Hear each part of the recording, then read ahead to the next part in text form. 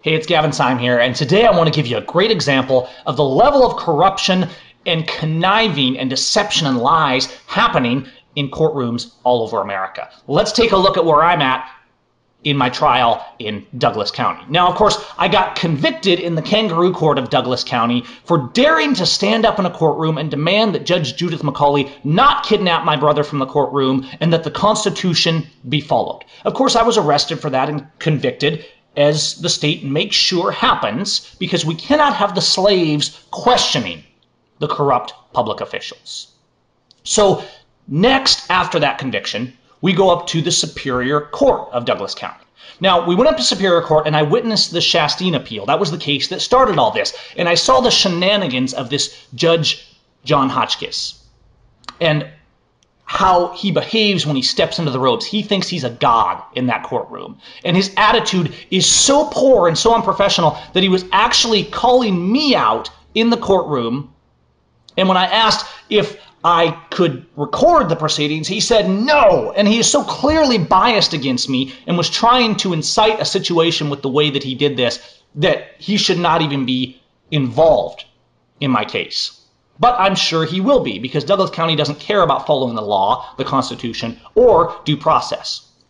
So we went to the clerk of the court and we filed my appeal, appealing the district court conviction in Superior Court. This is still within the county, understand.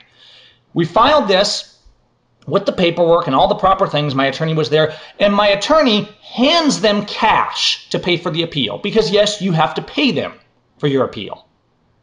So he hands them the cash, and they take that. And let's watch, as my fine attorney, Mr. Stephen Pidgeon, would say, let's examine the fact record. Got that? $300. So Stephen is handing them the money. The clerk takes the cash. So you're appealing the decision of this court, right? No, the district court. Those are district court decision case numbers. Okay, Now the camera goes away, but I have the backup audio running here. The lower court? No, this is the first time we're filing it. So for about 15 minutes, the court clerks and people back behind the windows, they're running around acting like they've never filed an appeal before. Maybe this county is so unused to being challenged by anybody that they don't even know the procedure. Or maybe they're just trying to spin shenanigans and twist things around so that they can manipulate it and take advantage of it later, like they're doing. Now, what happens after this? Watch. And let's go, first of all, to what's happening in my appeal. The Douglas County court system is trying to cancel my appeal. Why? Because we failed to purse the appeal, or we failed to pay it.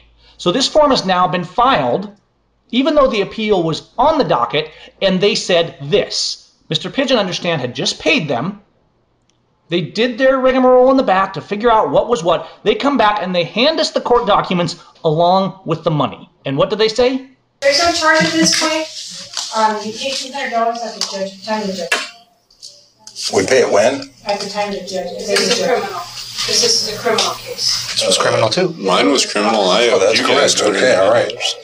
They made him pay first. I guess he didn't have a We bar pay at the license. time of the what? At the time of the disposition of this case. Oh, okay. All right. Okay, excellent. Okay, Let's make sure they didn't pull anything over here. that's one for you. Okay. We got this back. Everything's good. What do you think? That's yours. Just checking. There's no charge right now. You pay at the time of the judgment. They hand the money back, and I'm thinking, what shenanigans are they up to? But here we are. We got the paperwork, and in fact, here is the other paperwork. A little bit later, we received the confirmation of the appeal with the dates and the arguments and everything that's going to go along with it, as well as the dates for filings and things like that over in September. So the appeal is confirmed, and there we go. Well, here is what happens. So we get an email from Prosecutor Gordon Edgar with this document. And in it, along with the document, he says, I'm forwarding to you the district court clerk's notice of failure to pursue appeal. I will file a motion to dismiss unless the appeal is perfected by August 5th.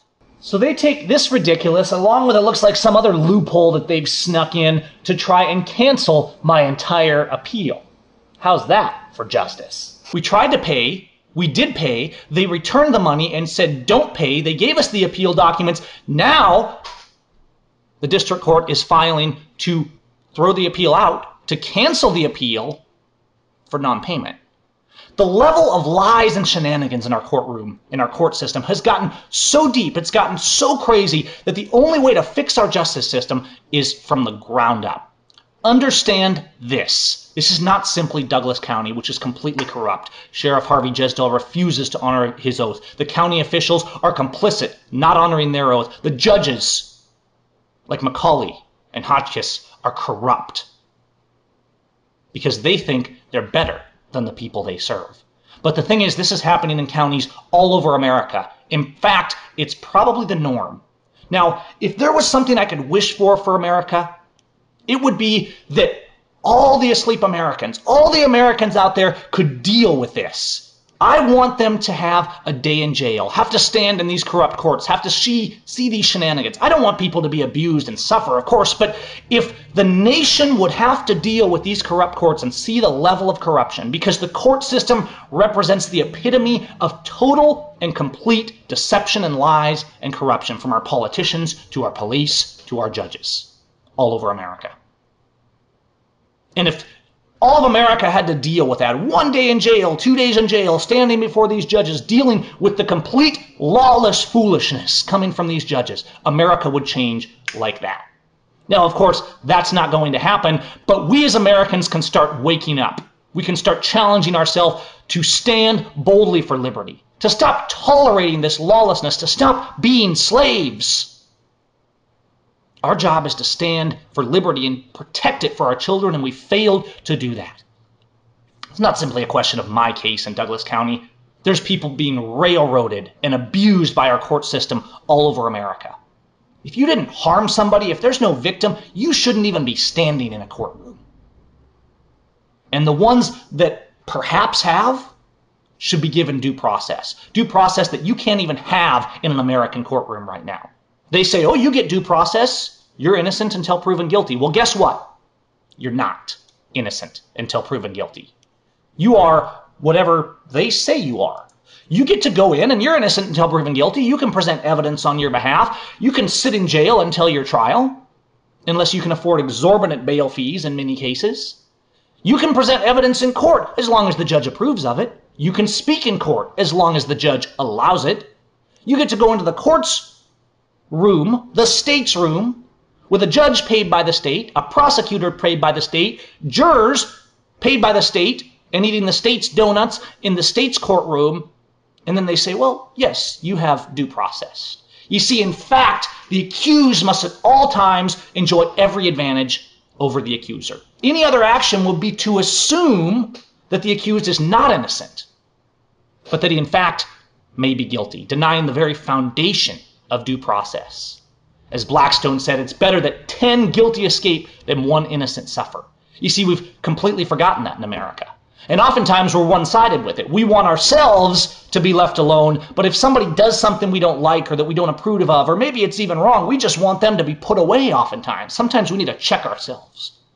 We need to start standing on principle. We need to start standing boldly up to these tyrants. Quit giving dishonorable judges and officials honor. They're not honorable.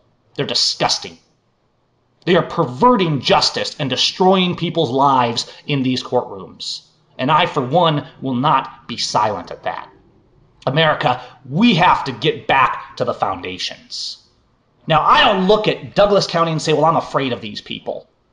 My faith is in Christ as a Christian. And whether you're into that or not, I think America needs to get back to principle. We need to stop throwing God out of everything. We need to have some values in our country again. We need to stand up for something. Maybe if we start blessing God, God will bless America.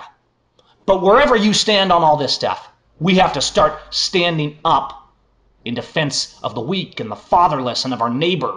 We have to start affirming that the unlawful suffering of our neighbor is as evil as if it were ourselves. Where are we going to go with this? What happens next? I don't know. I just got this. We'll see where we go from here. Keep standing.